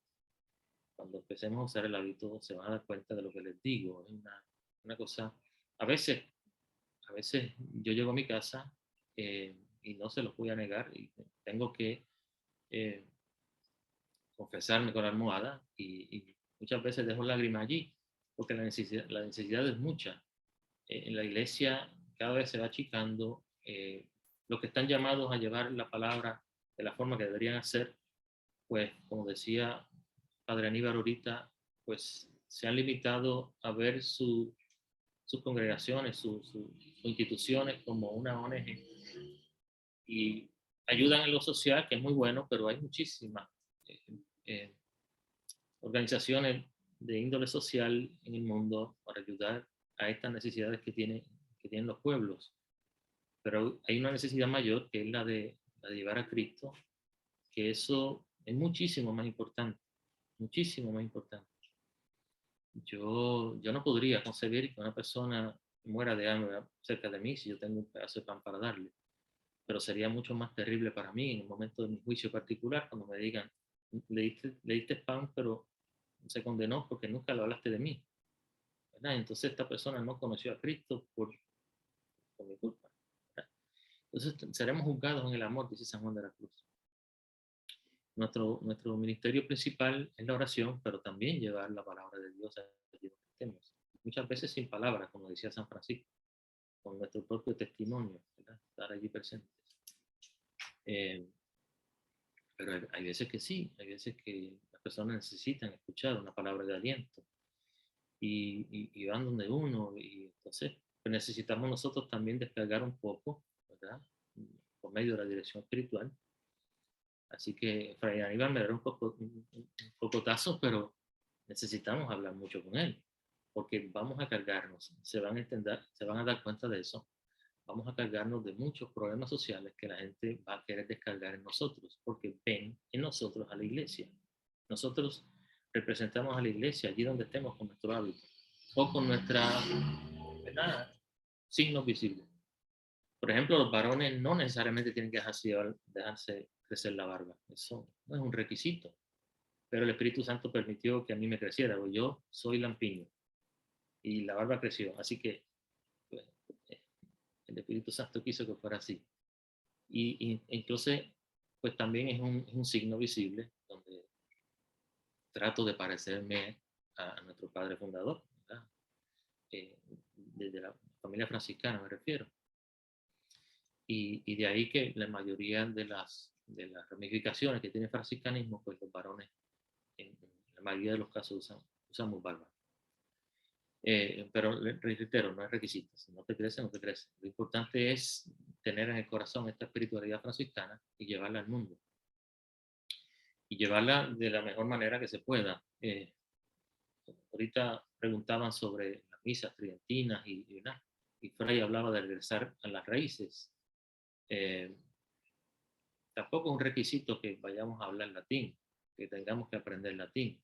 Pero yo recomiendo que lo hagan, porque el latín va a regresar con mucha fuerza eventualmente, en algún momento, luego que pasemos todo esto que estamos pasando y las cosas peores que se avecinan. Pero nosotros en la comunidad, en algunas ocasiones oramos en latín. Yo acostumbro en mi casa a hacer el rosario en latín, porque es como sentirme que estoy, ¿verdad?, yendo a la fuente. Y aunque el latín no es el inicio de la iglesia, pero sí en el momento que se reorganiza toda aquella debacle de cultos que habían y de formas rituales distintas en la iglesia, el Concilio de Trento pues se determina como la lengua de la iglesia el latín, que sigue siendo la lengua de la iglesia y debería ser un precedente para nosotros y una forma de estar ligados precisamente a la iglesia, al menos aprender a hacer al menos una oración en latín. Padre Nuestro, Ave María, oraciones sencillas. Ya después, con el paso del tiempo, si así lo quiere el Señor, aprenderemos más oraciones. No es requisito, pero sí es recomendable y se lo digo por experiencia. Ya yo llevo bastante tiempo, como les dije, 3 años desde que la comunidad comenzó, pues yo estoy en este camino, pero ya llevaba casi 3 años, como el año antes, así que la experiencia me ha dicho que sí es necesario aprender un poquito de latín, conocer y estudiar el magisterio, conocer y estudiar nuestra doctrina, la razón de ser. Hablábamos ahorita de la doctrina social de la iglesia. Es un documento, son documentos varios que hay, especialmente en los documentos de Aparecida, que se habla muchísimo de eso. Pues sería bueno que nuestros ratitos libres pues, nos tomáramos un momentito para estudiar todos los documentos y tenerlos a la mano, porque vamos a necesitarlo en algún momento. Alguien se nos va a acercar para hacernos preguntas sobre la doctrina social de la iglesia. Porque esta es otra cosa que yo también he visto, ¿verdad? Las personas ven una persona con hábito y asume que tiene todas las respuestas de la iglesia, todas. Conoce todos los ámbitos, teología y todas las cosas. Y entonces, pues no siempre tenemos la respuesta, pero sería bueno estar preparado en caso de que la pregunta que se haga pues, sea relacionado a algo que hayamos estudiado. El acercamiento que yo hago a estas personas siempre es, mira, yo voy a tratar de darte la respuesta a la duda que tengas y si no la tengo la voy a buscar para ti. Y entonces en esa búsqueda yo también me enriquezco porque he aprendido mucho de teología, de doctrina, de moral, por medio de personas que se acercan con dudas. Porque, reitero, ven en mí en la iglesia que se acerca, porque pues hay esta merma de sacerdotes y de religiosas y cuando ven una persona con hábitos, pues, de hecho, incluso aunque no sean cristianos, hay un respeto y hay una cosa muy satisfactoria en andar con hábito en la calle. En mi caso particular, son muchísimas más las cosas alegres experiencias alegres que he tenido que las negativas, que también las ha habido. Así que no voy a vender sueños. También hay experiencias negativas por el uso del hábito. Hay personas que miran mal y entonces dicen cosas que podrían ser hirientes. Así que si estamos preparados para eso, pues será menos el impacto. Pero son muchas malas alegrías. Entonces, el hecho de que yo sea casado también ha levantado muchísima preocupación y preguntas en mucha gente. Porque piensan que no se puede. Yo use un hábito siendo casado. Bueno, hay que remitirlos a la historia de la iglesia y a la historia del franciscanismo.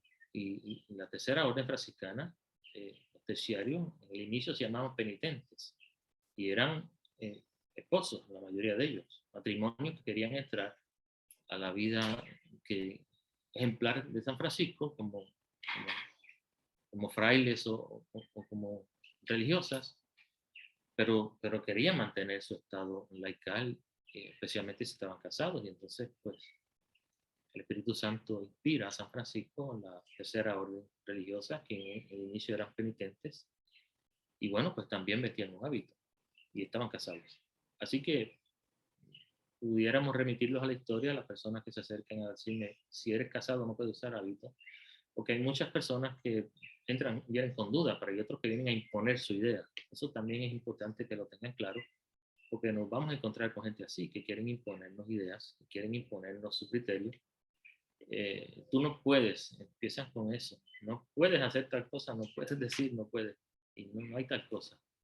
El documento que vamos a estar estudiando en estas formaciones nos dan a entender que esa prohibición no existe. Todo lo contrario, lo que se está pidiendo es precisamente esa apertura, especialmente en la orden religiosa, que tienen una rama para los laicos. Y nosotros, como laicos, sentimos orgullosos de ser laicos. No es querer ser religioso, no es ver esto como el paso a convertirme en fraile, o a convertirme en religioso, en consagrado, o convertirme en sacerdote. No, no. Este es nuestro estado, somos laicos, o sea, sintamos orgullosos de serlo y siendo laicos, pues llevar a otros el mayor bien posible por medio de nuestro testimonio, por medio de nuestra palabra, por medio de nuestra oración. Así que, bueno, básicamente es eso lo que yo he vivido en estos años. Me satisface muchísimo y me gusta tener la experiencia, por ejemplo, de venir aquí al eremitorio y estar un tiempo con los hermanos y orar con ellos y ver cómo ellos viven, para yo empaparme de esa riqueza y llevarla a mi hogar y llevarla allí a donde esté, ¿verdad?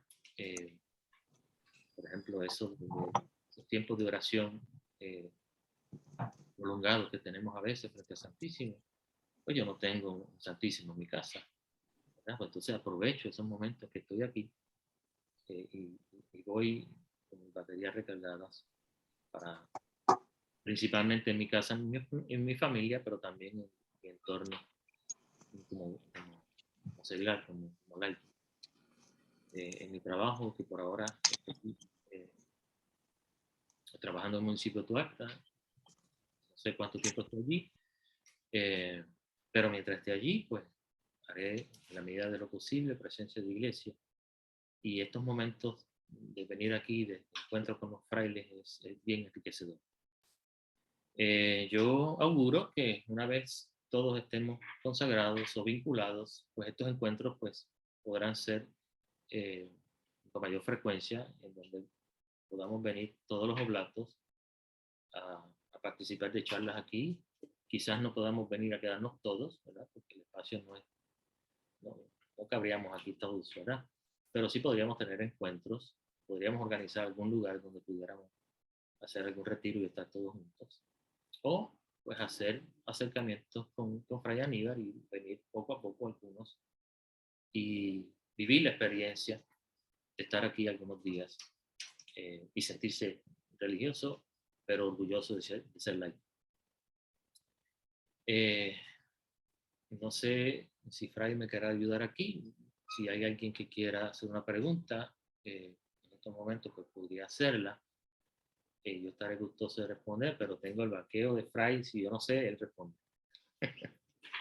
Así que el que quiera hacer preguntas, pues aquí estamos.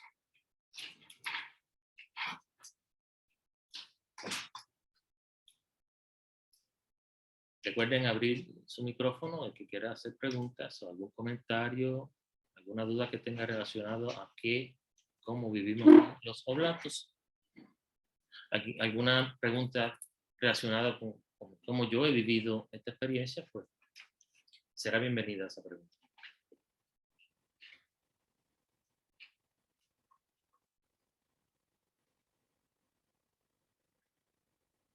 No todos a la vez, por favor.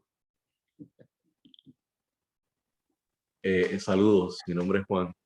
Mire, ¿cómo ha sido la reacción de tus hijos? ¿Cómo ha sido la relación de el beneficio o el crecimiento espiritual que ha podido tener tus hijos específicamente? Ha sido muy satisfactorio, especialmente con el mayor. El mayor, cada vez que viene aquí, Fray Aníbal le da un abrazo y le dice, ¿cuándo vas a quedar? De hecho, a este retiro que yo vine, él fue quien me trajo. Y entonces es muy gratificante, a pesar de que quizás no participen de lleno en las cosas que yo hago en mi hogar. Ellos me ven rezando, ellos me escuchan orando en latín. Yo uso este hábito que es sin capucha, este que tengo puesto ahora, es el que yo uso en mi hogar, ellos me ven con el hábito. Yo tengo mi espacio en mi habitación, que sería como mi pequeña ermita. Ellos respetan muchísimo ese espacio. Ellos saben cuáles son mis tiempos de oración y procuran hacer silencio durante ese momento.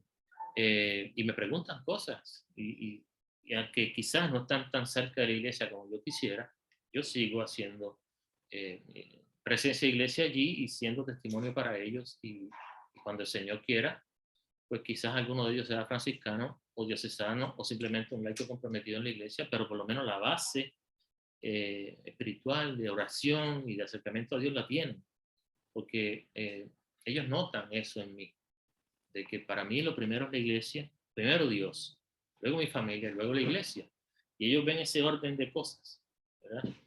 Y una vez uno de mis hijos me preguntó, cuando yo le hablé de esto, estas prioridades, me dice, pero ¿por qué tú dices Dios, la familia, la iglesia? La iglesia y Dios no son la misma cosa. Y yo le explico, bueno, en esencia podría ser la misma cosa porque la iglesia es presencia de Dios en el mundo. Pero cuando yo hablo de iglesia estoy hablando de la institución. Entonces Dios es primero en mi vida, mi familia, mi trabajo, la iglesia, en ese orden. O sea, yo no puedo abandonar a mi familia por estar metido en la iglesia haciendo el rosario. Pues yo hago el rosario en mi casa con mi familia. Entonces le doy prioridad a las cosas según el mandato de Dios, ¿verdad? Amarás a Dios sobre todas las cosas, al prójimo como a ti mismo. En ese orden, el prójimo es mi familia. Entonces mi comunidad religiosa es mi familia. Ese es mi pequeño eremitorio y ellos son los frailes que están conmigo, mi esposa y mis hijos. Y la medida en que yo trato de dar ese ejemplo, yo sé que quizás ahora no lo estén siguiendo, pero cuando ya yo no esté aquí, el Señor me mande a llamar, ellos tendrán eso como base. Cuando tengan a todos nos va a tocar un golpe duro en la vida. Si yo no siembro esa base en mis hijos, ellos no tendrán las herramientas para luchar con ese algo que les llegue en su momento. Así que en esa medida y teniendo eso como fin es que yo uso hábito en mi casa y oro en mi casa y ellos ven todo lo que yo hago. Vivo como un monje en mi casa, sin descuidar la prioridad de mi formación y de mi sacramento con el matrimonio, que es principalmente lo que me llevará a la santidad, no ser oblato. Claro que sí, oblato me va a llevar a ser santo, pero principalmente es estar casado, porque el sacramento del matrimonio, pues precisamente invita y nos lleva a los que estamos casados a ser santos. Claro, yo tengo un segundo llamado para una vida religiosa y entonces pues al que mucho se le da, mucho se le exige. Pareciera que es una ventaja cuando realmente en el momento del juicio va a ser un cantazo más duro. ¿Por qué? Pues porque si yo no llego a ser santo, el Señor tiene todo para darme un pocotazo bien duro allá arriba. Oye, te di 2 sacramentos para que fueras santo y no llegaste. Así que es una responsabilidad bien grande para mí el estar casado y el ser oblato. Por eso les decía ahorita, esto no es un trampolín para ser religioso, esto es un trampolín para ser santo. Espero haya podido responder tu pregunta. ¿Alguien más? Hay una pregunta en el chat, Fray Albert. Sí. Dice, los inicios de la orden, experiencia que Fray Aníbal inicia, se habla como una experiencia de llevar sanación y liberación a otras órdenes.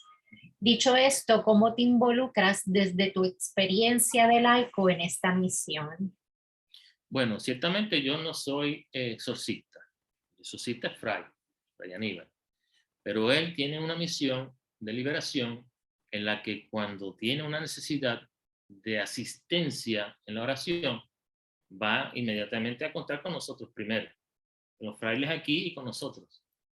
Y cuando ha tenido esa necesidad, él se comunica conmigo por WhatsApp o yo vengo aquí hablando con él y me dice, tengo una misión tal día, necesito oración tal día. Entonces ahí es que entramos nosotros. Independientemente él nos diga que tiene esa misión o no, nuestra oración siempre tiene que estar encaminada a ayudarlo a él y a los frailes aquí, a sostenerlos a ellos, a sostener a la iglesia. Y entonces nuestra oración en ese sentido también es liberadora para aquellos que tengan esa necesidad de liberación y que por medio del apostolado de Fray Aníbal pues reciban esa liberación Él necesita de nuestras oraciones y mientras más oblatos hayamos, mucha más fuerza tendrá Él para hacer eso. Y tal vez en un futuro alguno de nosotros termine siendo sacerdote, me refiero a los que no están casados, y quizás le puedan asistir a Él en eso, ¿verdad? Pero esto es un envío que hace la iglesia. Yo no puedo elegir ser liberador. La iglesia me tiene que enviar. En este caso, pues el envío que Fray hace a los oblatos es sostenimiento por medio de la oración. Y eso lo tenemos que hacer todos los días. Él nos pide esa oración o no. Ahí está nuestro apostolado, nuestra aportación al apostolado de liberación que Fray hace desde el eremitorio.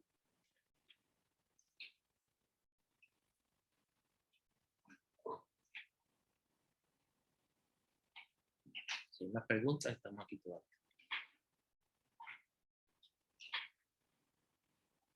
No sé si Fray quiera ampliar en eso que yo dije. No, me parece muy bien, muy vasto, muy completo.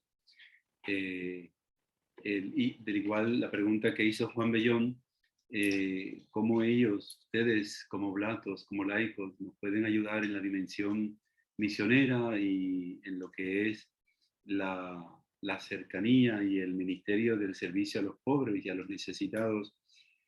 De la misma manera, ustedes no están en una pared como en un cuadro adornando. Ustedes son parte de la orden, de la congregación, del eremitorio, y son el ejército que va a estar en batalla por todas las encomiendas que la iglesia nos dé como parte del ministerio de liberación. Entonces, todos estamos llamados a ser intercesores, pero ustedes, al estar vinculados a esta comunidad que tiene como misión la liberación, la sanación y la liberación, ustedes también se convertirán y ya luego pues será parte de la formación permanente. Harán talleres de oración de liberación y de exorcismo para que tengan un mayor conocimiento de en qué nos estamos moviendo y cómo ayudarnos mejor en la intercesión.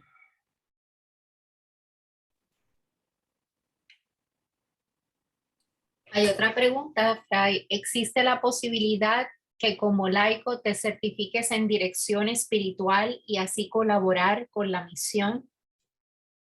La dirección espiritual sí se puede certificar por la iglesia, pero una persona se puede acercar a ustedes como laicos a pedir dirección y ustedes están llamados por el Evangelio a hacerlo. O sea, no necesitamos un envío de dirección espiritual, podemos ser directores espirituales siendo laicos. Obviamente sí hay una cuestión organizativa dentro de la iglesia que podría nombrar a un laico como director espiritual de un grupo específico, pero en el sentido de que alguien se acerque a recibir dirección espiritual, a necesitar dirección espiritual y no tener un sacerdote cerca, nosotros estamos llamados a suplir esa necesidad y poder dar dirección espiritual. Y por eso es que les decía que debemos enriquecernos con el estudio del magisterio, de la doctrina, para tener respuesta a esas inquietudes de la gente. Y sí podríamos, como laicos, dirigir espiritualmente. De hecho, yo he tenido el privilegio que Fray, por envío de él, yo he dirigido personas espiritualmente porque él, pues, obviamente está muy ocupado y entonces yo tengo quizás la disponibilidad, estoy más cerca de las personas que necesitan y entonces me dice Fray Albert, pues mira, te voy a encargar a esta persona y entonces yo suplo, ¿verdad? Hay cosas que tal vez yo no sepa y entonces pues yo lo refiero a donde Fray Aníbal, pero en lo que yo pueda resolver, pues entonces lo libero un poco de trabajo a él. En ese sentido, sí, claro que podemos los laicos dirigir espiritualmente. A propósito, no olviden la pregunta del Papa Francisco a aquellos religiosos que recientemente en Roma han preparado ustedes a su gente para acompañarlos, o sea, para acompañar a las demás personas sin la presencia del sacerdote. De manera que este ministerio de la guía espiritual, en algún momento, y ese momento ya está muy cerca, los laicos van a jugar un papel muy importante. De ahí, ¿no? Insistimos en la importancia de prepararnos, de formarnos, de espiritualmente estar fuertes, porque la gente les va a ver a ustedes como una sombra a quien arrimarse en un momento de sequedad, de grande oscuridad. Entonces, ante la ausencia de sacerdotes y de religiosos, los laicos van a jugar un papel muy importante para acompañar a las almas.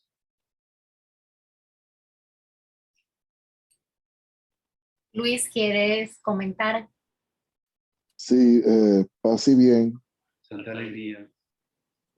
Quiero felicitarlos a ambos y agradecerles por la presentación de hoy. Quiero felicitar en especial a Roberto, siendo yo laico, con familia, esposa e hijo, me identifico mucho.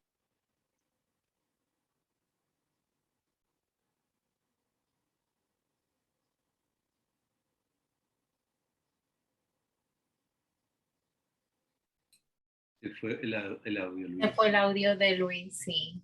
Deja que regrese. Hello, Ahora, ¿aquí Luis. estoy? Ok, Ujú. perdón. Decía que dije las gracias por la presentación que ambos han estado haciendo y también especialmente a Roberto, que yo siendo laico, casado, con hijos, ejerzo mi ministerio dentro de la salud emocional, pero exactamente he visto esta necesidad y en ocasiones clientes buscan, ¿no? Este acompañamiento espiritual y cada vez hay menos sacerdotes disponibles. También el hecho de que los sacerdotes son tan necesitados en la parte sacramental que nosotros como laicos pues no podemos hacer, ¿verdad? No damos bautismo o escuchamos confesiones, celebramos la Eucaristía. Eh, Aprovecho por decir gracias al diácono que está con nosotros, que él sí, siendo parte más directo del clero, que nos ayuda en algunos de los sacramentos. ¿Cómo nosotros podemos formarnos para cooperar y tratar de aliviar la presión y la necesidad? No sé si podemos tomar unos cursos con ustedes en cuanto a esto. Aquí en Estados Unidos existen universidades y centros que dan una certificación formal por 1 o 2 años en cuanto a dirección espiritual. Algo así nosotros pudiéramos como ermitaños, si se visualiza en un futuro, de poder cooperar con esta necesidad que existe.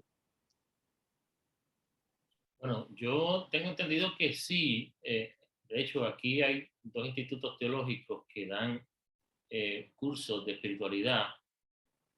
Podríamos tal vez luego sentarnos, Fray y yo, determinar si se pudiera hacer algo.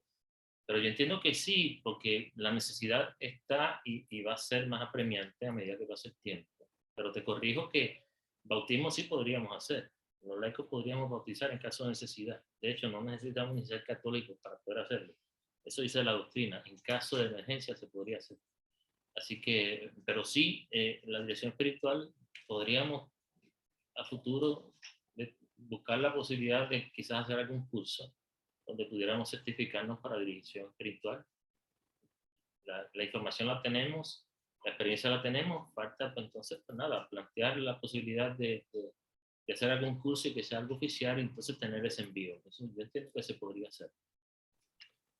Y lo digo porque cuando estemos usando estos símbolos que expresan nuestra fe y nuestra convicción, como a ti ya te ha pasado, Roberto, que gente se te acerca, a nosotros se nos van a acercar también en esta necesidad y quisiera saber cómo la debo enfrentar.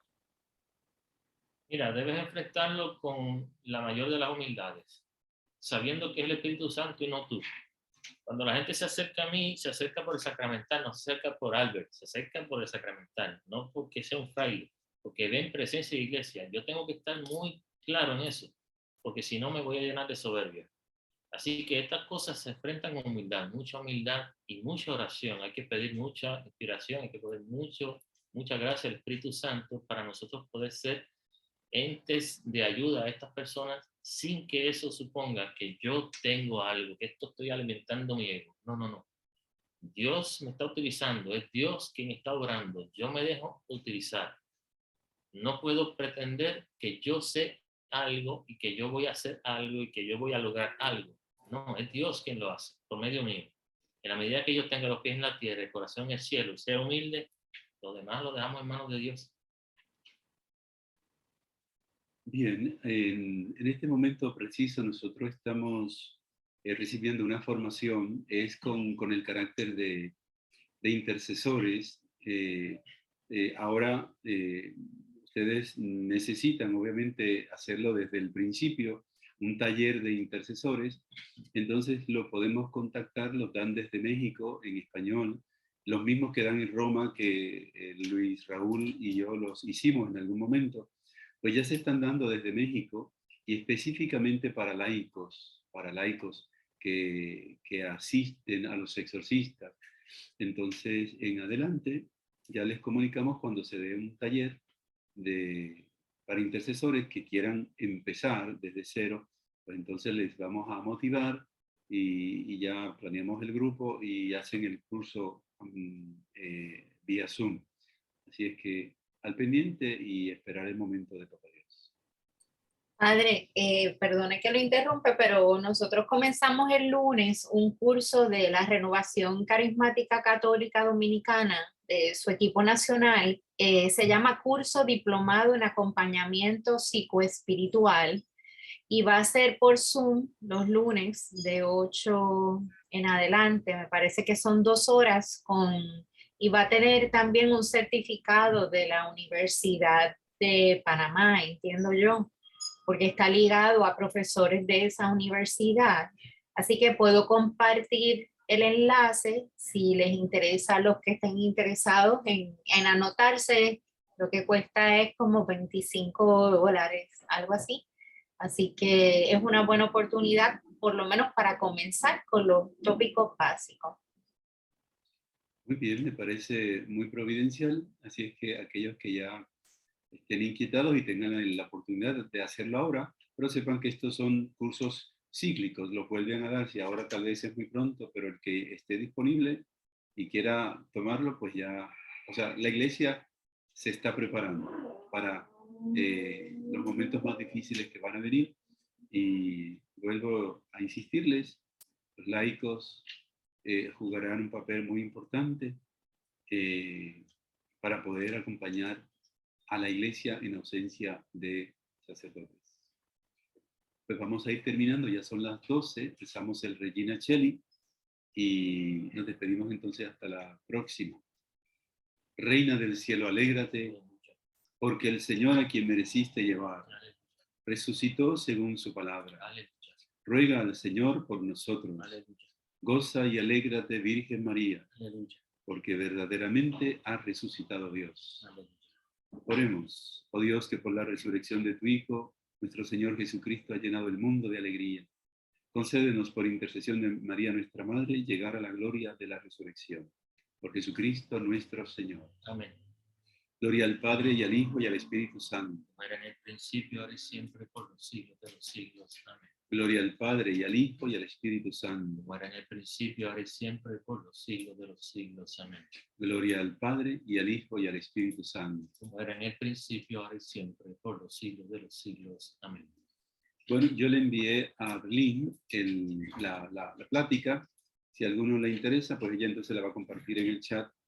La plática no, es el documento del concilio, el decreto, para que lo puedan ir leyendo y luego lo vamos a ir comentando porque es una riqueza de todo lo que tiene el Concilio Vaticano II. Es una riqueza y ese es un documento de los más pequeños, de los más breves.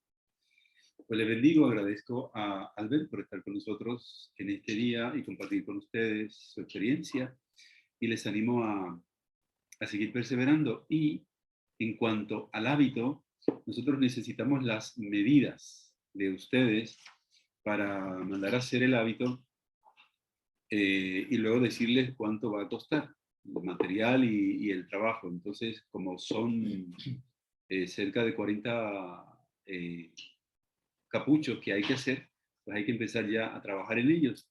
Entonces usted busque su costurera que le tome las medidas, si usted es mujer, si usted es varón, y entonces ya tiene más o menos una medida estándar, pero hay personas más anchas, menos anchas, entonces se hace un poco más holgado o conforme a la figura de la persona, no entallada, el hábito no va entallado, pero sí más o menos que haya una talla small, medium, una large y X large. Entonces, en esa talla englobaríamos a cada uno de ustedes, según su tamaño. Así es que le hacen llegar por el chat, fulanito de tal, mi talla es tanto de pecho, de aquí y de allá, y entonces luego vamos a ir conformando los hábitos. Recuerden también, los hermanitos que están fuera de Puerto Rico, necesitamos esas medidas antes, porque esos hábitos cuando se confeccionan tendremos que enviarlos allá, a donde ustedes estén, así que necesitamos que llegue rapidito esas medidas. Así A que Italia. una semana. A Una semana Italia. para recibir la información y luego entonces empezar a trabajar y enviarlos para que en 2 meses ya cada uno los pueda tener. El Señor esté con ustedes. Con tu espíritu. Que la bendición de Dios Todopoderoso, Padre, Hijo y Espíritu Santo descienda sobre ustedes y los acompañe siempre. Amén. Gracias, Arlene, por la asistencia. ¿Cómo no, padre? Hay una pregunta de Luis, antes de irnos, que qué áreas debe medir. Pues usted cuando puede hablar con la costurera y entonces nos envía cuáles son las medidas, ya sea de hombro, de torso, de cadera, de cintura, y así entonces hacemos como una tablita y cada uno puede hacer sus medidas. Sí, sería prácticamente eso, la espalda, o sea, hombro y el torso y la cintura. Y el largo de los brazos. Los brazos. Y el largo de los brazos. ¿Cuánto Ok. mide? Hasta después de la muñeca. Después de la la- muñeca, se pone ¿ves? Y así. Sería aquí. Ok, Después de la muñeca, un poco después queda el hábito. ok, perfecto. Gracias, Yo les pido feliz tarde y buen provecho. gracias. Igual.